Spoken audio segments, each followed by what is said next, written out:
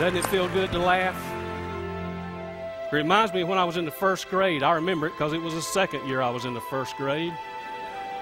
Yeah, I was the big kid in class. I was 7 and they were 6. It was one of those weird November days. We had an early snowfall. The ground was still warm and the snow wasn't even sticky, but the flakes were huge and they were coming down. So hard you couldn't see the other side of the playground. And Miss Haney let us go look out the window because she knew our excitement. And she said something that day I'll never forget. She said, "You see each one of those snowflakes? They're each special, one of a kind.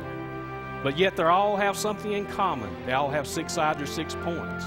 But if you put them under a microscope, no 2 snowflakes are alike. No 2 snowflakes that have ever fallen are just alike, or that ever will. They're all just different." Miss Haney was a special lady. She said each one of those snowflakes is unique, special, one of a kind, just like you. They're all handmade.